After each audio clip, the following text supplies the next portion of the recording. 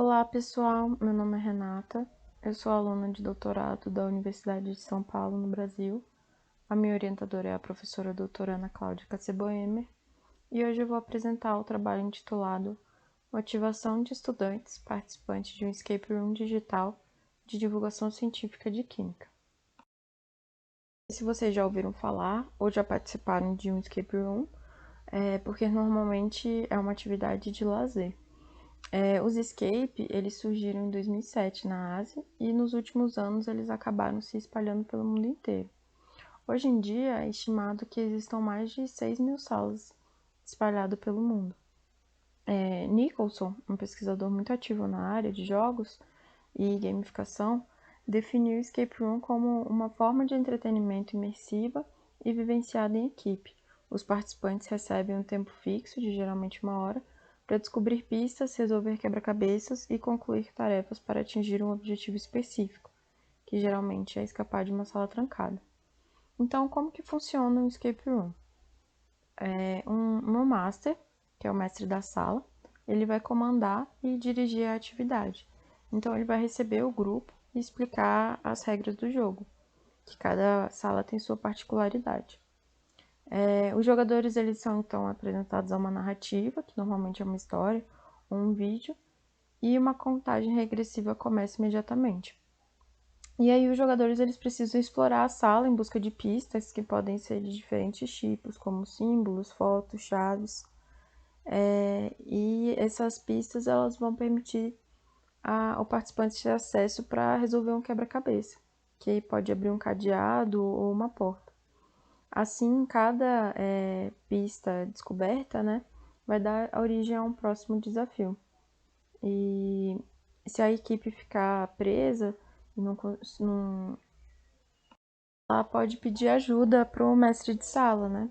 E, em geral, essa ajuda é limitada nos jogos, que geralmente existem 3 dicas no total.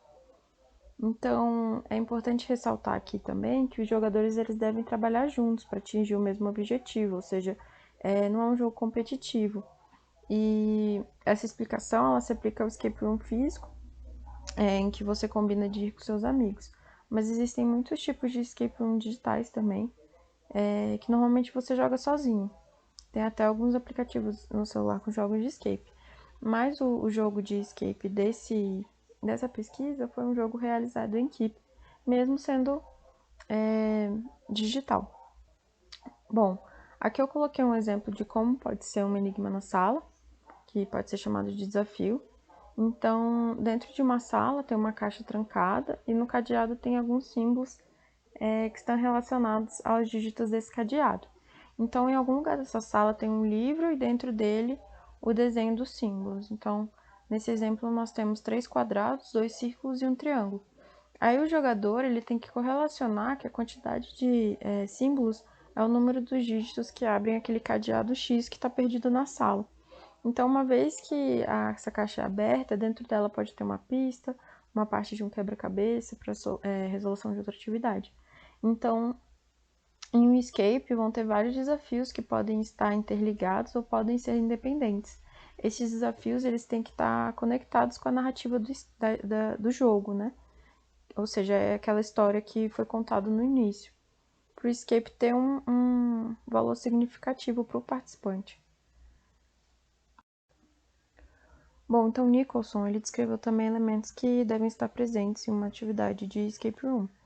Então, no caso da atividade desse trabalho, o gênero foi mistério, a configuração, que é o local onde ocorre a atividade, foi em um laboratório de química, a narrativa foi onde a divulgação científica estava envolvida, que a narrativa conta a história da talidomida e faz um link com um trabalho desenvolvido num laboratório da USP, Universidade de São Paulo, e a cronologia, o tempo onde se passa a atividade, é no tempo presente. O referencial teórico utilizado nessa pesquisa foi a teoria da autodeterminação. Então, a teoria da autodeterminação ela estuda a motivação e o bem-estar humano. Os autores dessa teoria eles consideram que existem 2 tipos de motivação.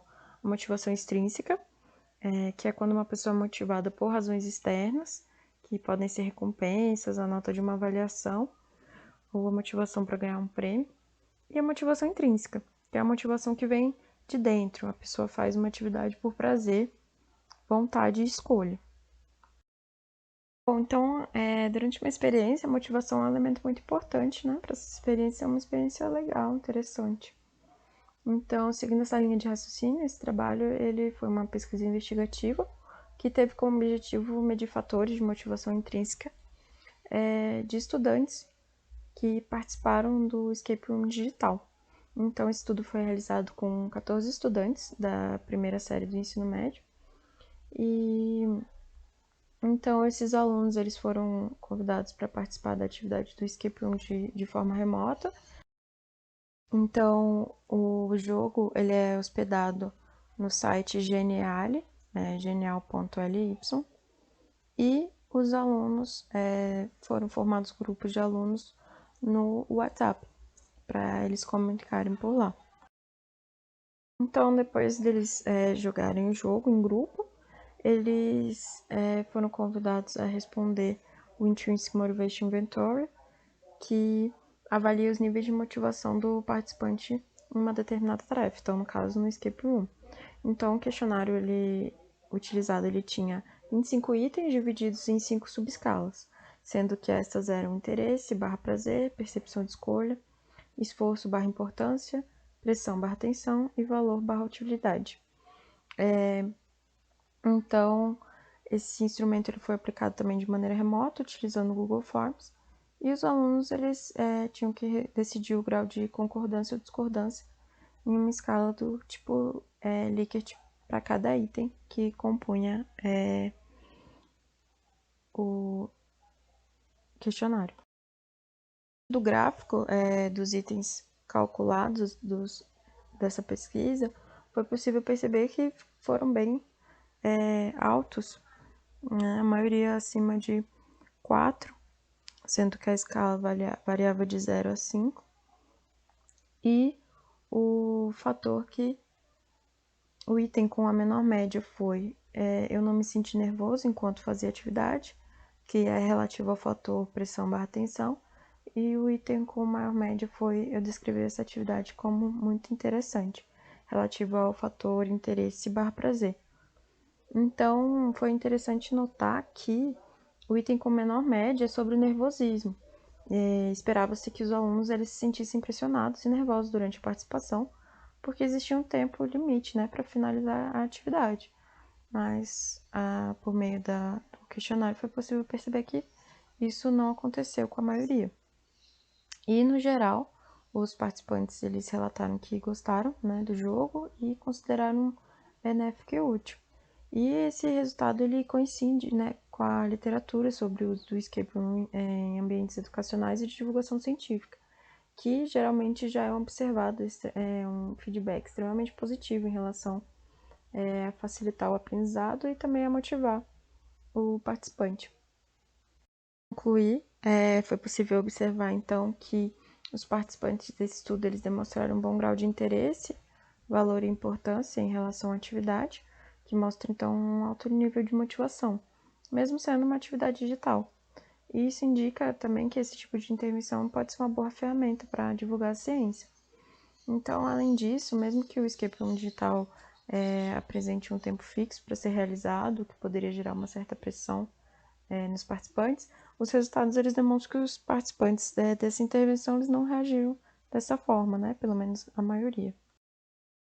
Então, gostaria de agradecer a atenção de vocês, agradecer às agências de fomento, FAPESP, CAPES, CNPq, ao grupo de pesquisa que eu faço parte, o INESIM, à USP, ao Instituto de Química de São Carlos, onde eu faço doutorado, e ao Rede Pop.